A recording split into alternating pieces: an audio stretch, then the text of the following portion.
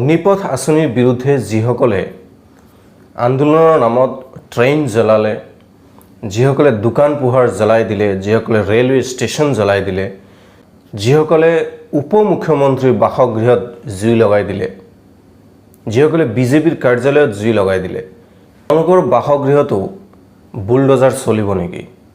এই বিষয়ে বিস্তাৰিত আলোচনাৰ পূৰ্বে মই আপোনালোকক মোৰ এই চেনেল সাবস্ক্ৰাইব কৰাৰ কাৰণে অনুৰোধ জনাইছোঁ আৰু কমেণ্ট বক্স খোলা থাকে, আপোনালোকে কমেণ্ট কৰিব পাৰে বিনা দ্বিধাই আৰু আপোনালোকৰ মতামত জনাব পাৰে।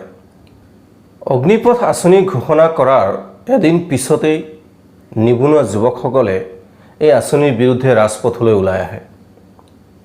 প্ৰতিবাদকাৰীসকলে ৰেল ষ্টেচন, ৰেলগাড়ী, ৰেলৰ টিকট বুকিং গৃহ, টোল গেট, থানা, চৰকাৰী কাৰ্যালয় আদিত অগ্নিসংযোগ কৰাৰ উপৰি ব্যাপক ক্ষতি সাধন কৰে। তেনেস্থলত সামাজিক মাধ্যমত এতিয়া সকলোৰে মুখে মুখে এটাই প্ৰশ্ন, এই প্ৰতিবাদকাৰীসকলৰ বিৰুদ্ধেও বা এই প্ৰতিবাদকাৰীসকলৰ বাসগৃহতো চলিব নেকি বুলডোজাৰ? কিয়নো উত্তৰ প্ৰদেশৰ উপ মুখ্যমন্ত্ৰী ব্ৰজেশ পাঠকে প্ৰয়াগৰাজ সাহাৰানপুৰ হিংসাত জড়িত লোকসকলৰ বিষয়ে মন্তব্য কৰি কৈছিল যে উপদ্ৰৱ চলোৱাসকলৰ বিৰুদ্ধে বুলডোজাৰ চলোৱা অব্যাহত থাকিব।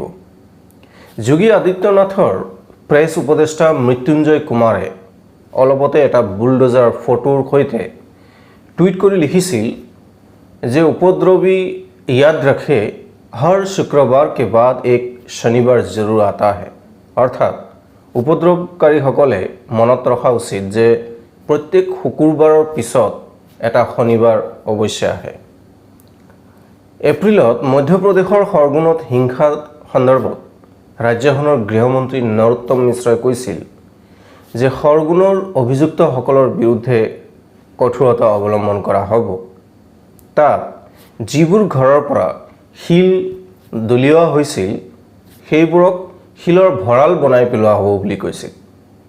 এতিয়া প্ৰশ্ন উত্থাপন হৈছে জাহাংগীৰপুৰী, উত্তৰ প্ৰদেশ আৰু মধ্যপ্ৰদেশৰ খৰগুনৰ দৰে অগ্নিপথৰ বিৰুদ্ধে কৰা প্ৰতিবাদকাৰীসকলৰ বিৰুদ্ধেও বুলডোজাৰ চলিব নেকি?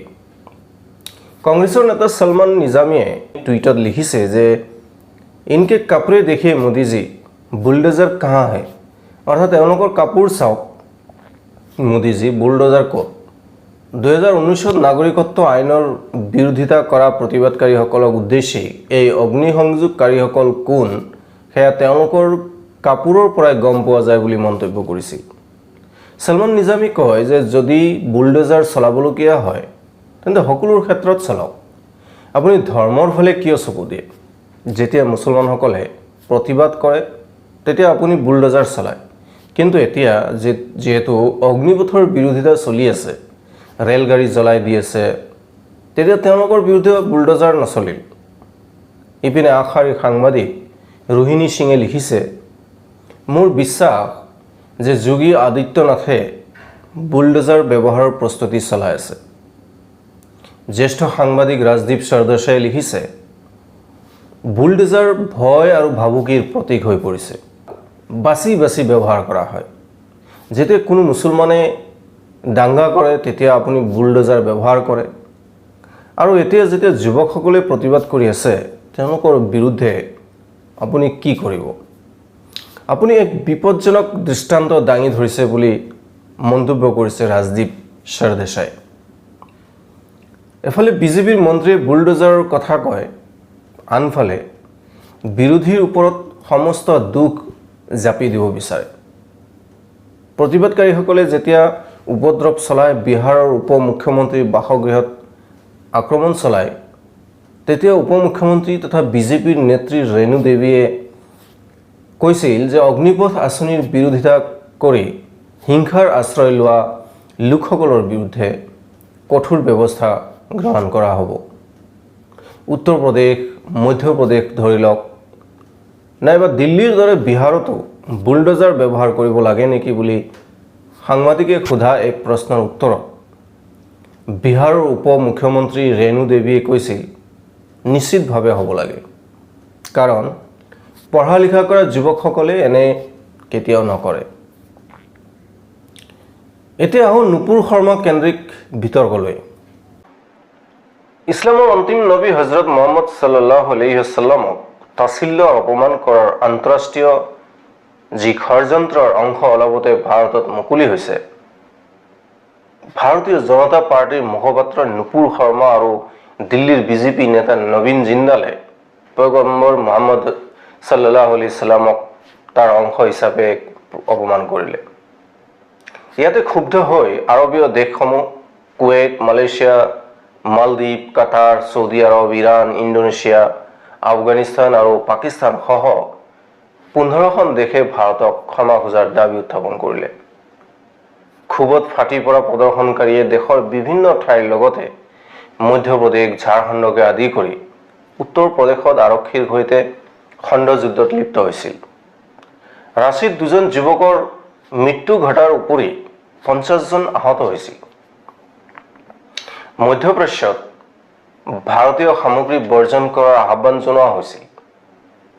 কাটাৰে ভাৰতীয় ৰাষ্ট্ৰদূতক তলব কৰি আনুষ্ঠানিকভাৱে প্ৰতিবাদৰ এক টোকা অৰ্পণ কৰিছিল। কেৱল এয়াই নহয়, ক্ষমা খোজাৰো দাবী উত্থাপন কৰিছিল।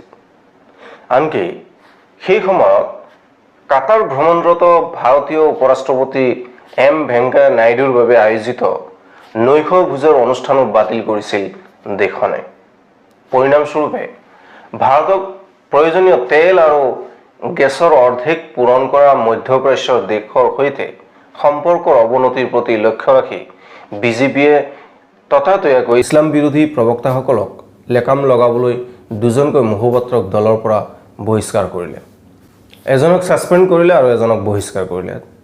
ততাতৈয়াকৈ ভাৰতীয় উচ্চায়ুক্ত সংবাদমেল পাতি নুপুৰ শৰ্মাৰ মন্তব্যই ভাৰত চৰকাৰৰ দৰ্শনক প্ৰতিফলিত নকৰে বুলি অৱগত কৰিলে। আনহাতে ইছলামৰ পয়গম্বৰ বিৰুদ্ধে কটু মন্তব্য কৰা নুপুৰ শৰ্মা আৰু নবীন জিন্দালক ফ্ৰিঞ্জ এলিমেণ্টছ বুলি আখ্যা দিলে। হজৰত মুহাম্মদ সাল্লাল্লাহু আলাইহি ওয়াসাল্লামক তুচ্ছ তাচ্ছিল্য কৰি 6 বছৰৰ বাবে নিলম্বিত বিজেপিৰ নেতা নুপুৰ শৰ্মা আৰু বহিষ্কৃত নবীন জিন্দালৰ বক্তব্যৰ বিৰুদ্ধে এলাহাবাদত হোৱা হিংসাত্মক ঘটনা সন্দৰ্ভত উত্তৰ প্ৰদেশ আৰক্ষীয়ে ৱেলফেয়াৰ পাৰ্টি অফ ইণ্ডিয়াৰ নেতা তথা CAA বিৰোধী প্ৰতিবাদকাৰী জাভেদ মহম্মদক 10জন অন্য লোকসহ মুখ্য ষড়যন্ত্ৰকাৰী আখ্যা দিছে। পত্নী আৰু 19 বছৰীয়া কন্যাসহ জাভেদক গ্ৰেপ্তাৰ কৰিছে। অৱশ্যে পিছত ৰাইজৰ হেঁচাত পত্নী আৰু কন্যাক মোকলাই দিয়ে। এলাহাবাদ চহৰৰ অটালা আৰু কৰেলিত 10জনত শিল দলিওৱা আৰু হিংসাত্মক ঘটনাৰ পিছত দেওবাৰে জাভেদ মহম্মদৰ কৰেলিস্থিত দুমহলীয়া বাসগৃহক প্ৰয়াগৰাজ নগৰ নিগমে অবৈধ নিৰ্মাণ আখ্যা দি বুলডোজাৰ ধ্বংসস্তূপত পৰিণত কৰে। প্ৰশাসনে বাসগৃহ ধ্বংসৰ সময়ত জাভেদ আৰক্ষীৰ জিম্মাত আছিল। 11 জুনত শ্বাহৰানপুৰত একেই অভিযোগত 2জন অভিযুক্তৰ ঘৰ বুলডোজাৰ লগাই ভাঙি পেলায়। শ্বাহৰানপুৰ আৰক্ষী অধীক্ষকৰ মতে CCTV ফুটেজৰ আধাৰত প্ৰতিবাদকাৰী মুজাম্মিল আৰু আব্দুল ৱাকিৰ ঘৰ নগৰ নিগমৰ দলে ভাঙি পেলায়। ইপিনে কানপুৰত আৰক্ষীয়ে মহম্মদ ইষ্টিয়াকৰ সা সম্পত্তি সম্পূৰ্ণৰূপে নষ্ট কৰি পেলায়। মধ্যপ্ৰদেশৰ খৰগুনত প্ৰধানমন্ত্ৰীৰ আৱাস যোজনাৰ গৃহ বুলডোজাৰেৰে ভাঙি পেলায় ৰাজ্য চৰকাৰে। তাৰ মাজতে উত্তৰ প্ৰদেশ চৰকাৰৰ উপ মুখ্যমন্ত্ৰী ব্ৰজেশ পাঠকে 10 জুনত হোৱা প্ৰতিবাদৰ পিছত কৈছে যে বিকাশৰ কামত অৱৰোধ সৃষ্টি কৰাসকলৰ বাবে ৰাজ্যত ঠাই নাই আৰু উপদ্ৰৱ কৰাসকলৰ বিৰুদ্ধে বুলডোজাৰ অব্যাহত থাকিব। আনহাতে ঝাৰখণ্ডৰ ৰাজ্যপালে সকলো প্ৰদৰ্শনকাৰী আৰু যিসকল গ্ৰেপ্তাৰ হৈছে তেওঁলোকৰ বিৱৰণ প্ৰস্তুত কৰিবলৈ ৰাজ্যখনৰ আৰক্ষী সঞ্চালক প্ৰধানক নিৰ্দেশ দিছে। তেওঁলোকৰ নাম, তেওঁলোকৰ ঠিকনা ৰাজহুৱা কৰিবলৈ নিৰ্দেশ দিছে। লগতে মুখ্য চহৰৰ স্থানত ফটো সহ হোৰ্ডিং আঁৰি দিবলৈও পৰামৰ্শ আগবঢ়াইছে ৰাজ্যপালে, যাতে সাধাৰণ ৰাইজে তেওঁলোকক চিনি পায় আৰু আৰক্ষীক সহায় কৰিব পাৰে। উল্লেখযোগ্য যে এনে মডেল প্ৰায়ে আমি উত্তৰ প্ৰদেশত দেখিবলৈ পাওঁ। শেহতীয়াকৈ প্ৰতিবাদকাৰীৰ সা সম্পত্তিৰ লগতে বাসগৃহ বুলডোজাৰে ধ্বংস কৰা কাৰ্যৰ বিৰুদ্ধে মঙলবাৰে দেশৰ কেইগৰাকীমান প্ৰাক্তন ন্যায়াধীশে উচ্চতম ন্যায়ালয়ৰ কাষ চাপে আৰু মুখ্য বিচাৰপতিক সজ্ঞানে গোচৰ গ্ৰহণ কৰিবলৈ আহ্বান জনাইছে। তাৰ কাৰণে এক পত্ৰ প্ৰেৰণ কৰিছে। ইণ্ডিয়ান এক্সপ্ৰেছৰ সৈতে হোৱা এক বাৰ্তালাপত এলাহাবাদ উচ্চ ন্যায়ালয়ৰ প্ৰাক্তন মুখ্য ন্যায়াধীশ গোবিন্দ মাথুৰে কয় যে এই সম্পূৰ্ণৰূপে অবৈধ। আমি যদি ধৰিও লওঁ যে তেওঁ অবৈধভাৱে নিৰ্মাণ কৰিছে, তথাপিও আপোনাৰ অধিকাৰ নাই যে সেই বাসগৃহ ভাঙি পেলাওক। আৰু এনেকুৱা সময়ত ভাঙি পেলাওক যি সময়ত সেই ঘৰৰ মালিক আৰক্ষীৰ জিম্মাত আছে। এয়া আইনৰ শাসনৰ বিৰুদ্ধে এক ডাঙৰ প্ৰশ্নচিহ্ন। এই মন্তব্য এইকাৰণেই অতি গুৰুত্বপূৰ্ণ কাৰণ এইগৰাকী ন্যায়াধীশেই 2020 চনত লক্ষ্ণৌ প্ৰশাসনৰ দ্বাৰা গ্ৰহণ কৰা বিতৰ্কিত সিদ্ধান্ত সন্দৰ্ভত সজ্ঞানে গোচৰ লৈছিল। যেতিয়া কা বিৰোধী আন্দোলনৰ অভিযুক্তসকলৰ বিৰুদ্ধে চহৰত নেম এণ্ড শ্বেম পোষ্টাৰ আঁৰি দিয়া হৈছিল, আদালতে চৰকাৰৰ এই পদক্ষেপক অবৈধ আৰু অভিযুক্তৰ গোপনীয়তাৰ অধিকাৰ হনন আখ্যা দিছিল। তেওঁ আৰু এই বুলিও কয় যে যদি আমি ধৰি লওঁ যি প্ৰতিবাদ হৈছে তাত জাভেদ শামিল আছিল, আমি এইটোও মানি লওঁ যে তাত অপৰাধমূলক ঘটনা সংঘটিত হৈছিল, তথাপিও ইয়াৰ বাবে এনেধৰণৰ স্বৈৰাচাৰী ব্যৱস্থা গ্ৰহণ কৰা অনুচিত। প্ৰথমে গোচৰ দাখিল কৰিব লাগিব, প্ৰমাণ গোটাব লাগিব, তাৰ ভিত্তিত অভিযোগ থিৰাং কৰিব লাগিব, চালান পঞ্জীয়ন কৰিব লাগিব আৰু অভিযোগ দাখিল কৰিব লাগিব। তাৰ পিছত শুনানি হ'ব, দোষ প্ৰমাণিত নহ'লে শাস্তিও দিব নোৱাৰিব। শাস্তি হ'লেও সেইটোৱে হ'ব যিটো IPCত লিখা আছে, ভাৰতীয় দণ্ড সংহিতাত যিটো লিখা আছে। কাৰাবাস হ'ব, জৰিমনা লগোৱা হ'ব।